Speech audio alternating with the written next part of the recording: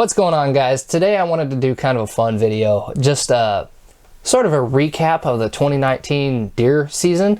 It was a lot of fun and we had really good luck this year, so I figured, you know what, I'll make a quick video on it just for, you know, why not, right?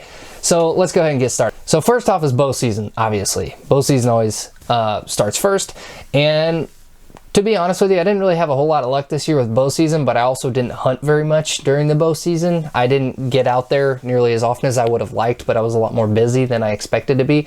So I just didn't get out there as much. But I am going to include some kind of funny footage of my cats, because my cats will follow me every time I go hunting unless I somehow evade them before I leave the house.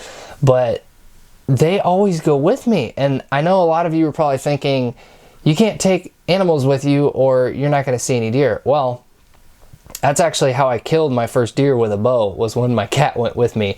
And then I happened to kill 2 turkeys that same year with that same cat when he went with me turkey hunting. So I'm really not that worried about them anymore at this point. Plus, you know, I love being out in nature and going hunting and just even sitting in the stand and kind of watching everything wake up around you. I think it's a good experience one way or another, whether you shoot anything or not. So anyway, hunting season during the bow part, or bow season, bow portion, as most people would probably say, it was fun. It was still enjoyable.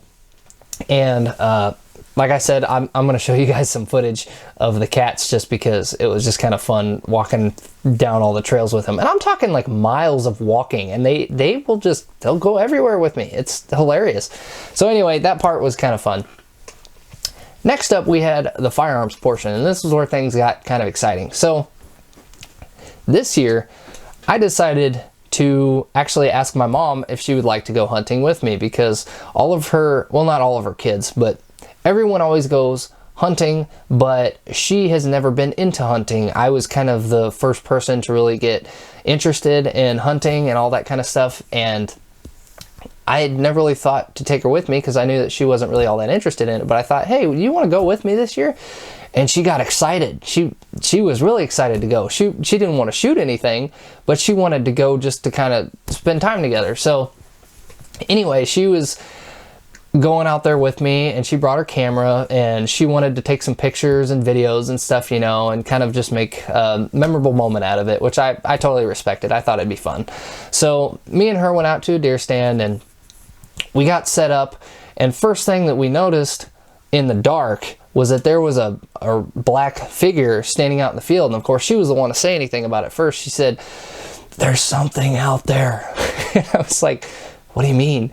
And I looked over there, and there was a buck sitting in the field, and I couldn't shoot it. It was too dark. It wasn't even daylight yet, but I honestly couldn't even tell how big the rack was because it was dark enough that I couldn't quite see. But there was some moonlight, so you could still see in the field, and that's how we saw the buck.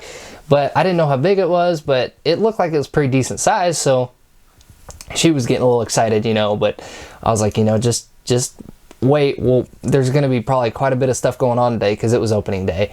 And that served to be fairly true, because what ended up happening was that we waited till daylight, and that buck actually walked up behind us. So we kind of ignored it for a while. Just, you know, who knows where they're going to go when they're in the rut. So he walked up behind us, and he was gone. And we actually had a doe end up running out on the right side. The buck was on the left, and we had a doe run down along the edge of the field on the right side, go down through a creek, cross a fence, and then go down this trail to where we couldn't see her anymore. And if you've hunted before, and you know that in the rut, when you see a doe screaming, then there's probably going to be a buck screaming after her shortly. So I didn't say anything, but I did point out the doe to my mom, and eventually, sure enough, what I assume is that same buck comes out of the woods line to our right behind where that doe was, goes down through that creek, and in the video, which I'll show here in a second, you'll see me asking my mom several times, "Do you want me to shoot it?" Because I made a deal with her that if we shot a big buck, we would mount it in her house. So sure enough, she says, yeah, shoot it, shoot it. And I was like, are you sure? Are you sure? And she said, yes. So I asked her about 3 times if she wanted me to shoot it, because the second that buck came out of that creek, I knew I was going to have like 2 seconds to pull the trigger on this thing, or at least make the decision as to whether or not it was a good idea, because I didn't really have a whole lot of clearance before I would completely lose sight of it. So she said yes. I was like, okay. So you'll see me looking over the gun. And then as soon as it comes up out of the creek and I get somewhat of a clear shot, I pull the trigger on it. Do you really want to, Mom? Yeah, if you can get him. I lost track of the boy. He must have went down the creek. I'm probably scared. Now, she thought that we were just going to go right down there and see if we killed it. But as most of you know, probably, if you are a hunter, you don't immediately go see if you killed it. You have to give it a minute, wait, you know, kind of let everything settle down, let the blood quit flowing a little bit, literally, and hopefully you'll go down there and the thing bled out within like 10 yards of where you shot it, right? Or it dropped right then and there. But I knew this one didn't drop instantly, so I'm usually pretty confident in the shots that I take. Now, when I say that, I mean, when I'm hunting, I won't shoot at something unless I know I can hit it. This was an instance where it wasn't the best shot that I've taken in the world, in terms of I didn't have the most clear shot, but I knew I could hit it. So I went ahead and took the shot, but I didn't know where I had hit it, if I'd hit it at all, right? But like I said, I won't take a shot on something unless I know within my capabilities it's something that I can make. So it was about 125 yards out and the buck was running. So put a lead on it, take the shot, you know, hope for the best. So we went down there eventually after we waited a while, and we started looking for blood. We couldn't find any blood, so I thought, oh boy, this might have been, you know, a shot that I had missed, or maybe a gut shot. That was the more likely option, because I was pretty darn sure that I had hit him. But we couldn't find any blood. And then all of a sudden I turned to the left and I saw him, and he was just standing there kind of looking like he was a little confused, kind of walking around real slowly. So that gave me a pretty good sign that he'd been hit, but I didn't know where I had hit him. And like I said, without finding the blood, I wasn't super confident that it was a kill shot quite yet. So I took another shot and tried to avoid hitting the shoulders, because I really don't like blowing up the shoulders and then losing all that meat, because I'm a meat hunter. But in this instance, you know, with my mom, we saw somewhat of a trophy and thought, you know what, if she's going to get this excited, I'm going to go ahead and go after it. So I shot him again and he ran off once again. I said, okay, let's keep looking for blood and see if I hit him the first time, because he looked like he'd been hit. And we ended up finding a puddle of blood. I figured, you know what, that must have been a hit for sure, but a decent hit, I would say so, because there was a pretty good pile of blood. So then we started following little tricklets of blood here and there and trying to follow it, you know, get the whole experience, right? So it's kind of teaching my mom how to track a little bit, because there wasn't a ton of blood, but there was definitely enough where you could kind of follow a trail. And then we'd lose the trail for a little while and we'd find it again. And then we came up on where the buck was the second time that we had shot it, and started following that blood trail. And then sure enough, I saw some white and some antlers. And that's when the kind of moment of excitement came for Mom, and we started going over, and we found the buck laying there, dead, of course.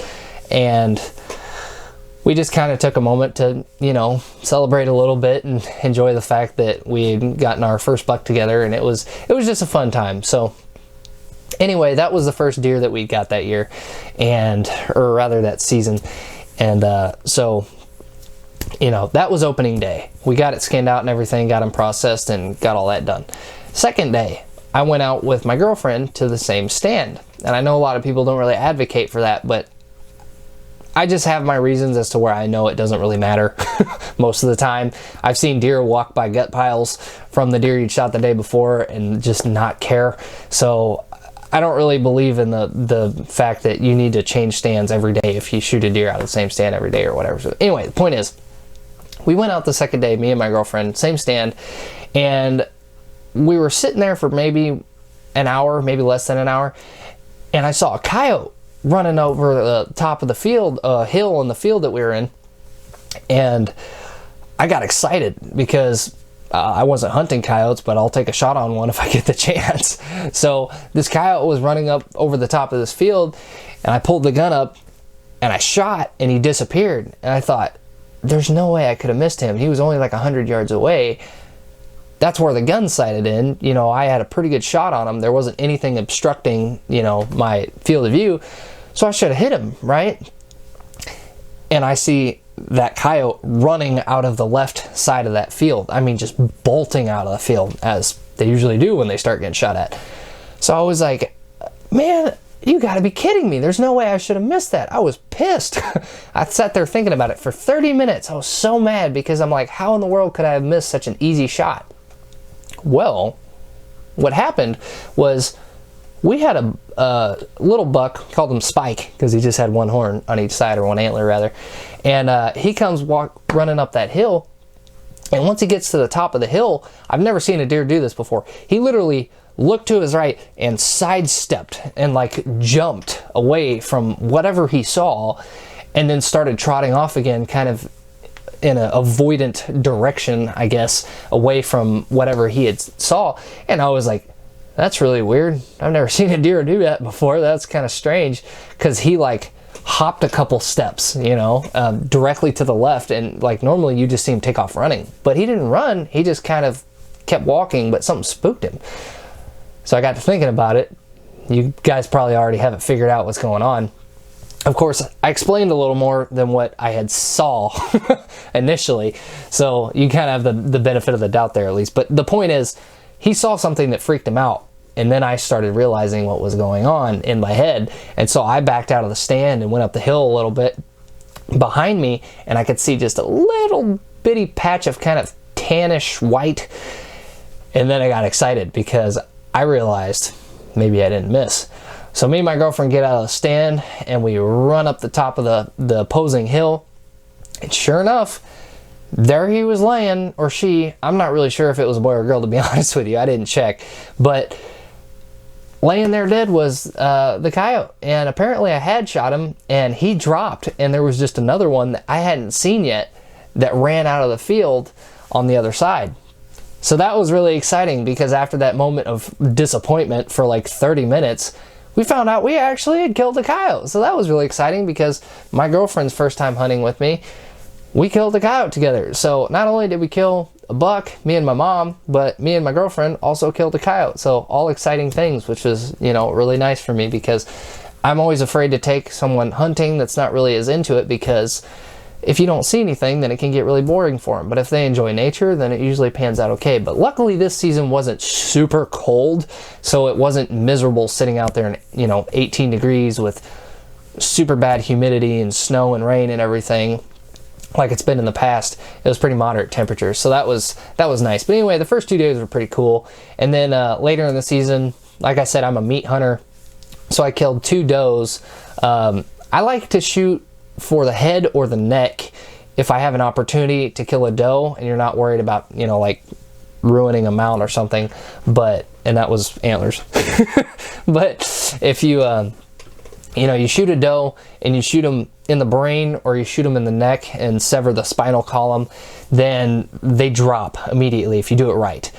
From every time I've done it, I've had this experience. So that's just within my experience, that once you sever the nervous system from the brain, then they're not going to go anywhere, because their body is no longer connected to their central nervous system. So they just drop because their body doesn't know what to do. Now they might start kicking because their body is no longer getting signals from the brain, so it doesn't know what to do, but essentially they're brain dead. So that's normally what I'll do, because you get as much meat out of that deer than you would if you would shot them in the shoulder, or, you know, really in any other spot of their body. That would be a kill. But I try not to go for the boiler room anymore, which is this, you know, the lungs, the heart, yada yada yada, and the chest, which is kind of usually considered the kill shot for most people, because it has a tendency to ruin meat. And I also don't really like putting lead in the meat if I can avoid it. So shooting the head, which I may or may not show a picture of one of the ones that we had shot, so beware. They're might be a graphic image coming up. But if you shoot them in the head, they drop. You don't have to chase them very far. It saves all the meat, and you don't really have to worry about cleanup nearly as much. So that's kind of nice. But anyway, shot 3 deer, 1 coyote in 1 season, and it was pretty exciting. Had a lot of fun. Spent some time with people that I really enjoy spending time with. We always have a bonfire that my dad will make for me and my siblings whenever we go out, and you know, once we get done hunting that day, we'll go sit around the bonfire and chat for a while and kind of talk about what we saw that day. And it's just all a really good time spent with family, and a lot of fun, you know, quality time with nature and the people that you love. So I just kind of wanted to share that, guys, or I'm sorry, I just kind of wanted to share that with you guys. I hope that you enjoyed that. And if you enjoy videos like this, please let me know. If you find it kind of boring, let me know. Either way, give me some comments and feedback, because I always like to hear what you guys enjoy, what you want to see more of. And if you think that there's a way that I can do it better, please, by all means, let me know. So anyway, again, thank you guys. I hope you enjoyed it. I hope you're having a great day. Stay positive, and I hope to see you guys on the next video. Take it easy.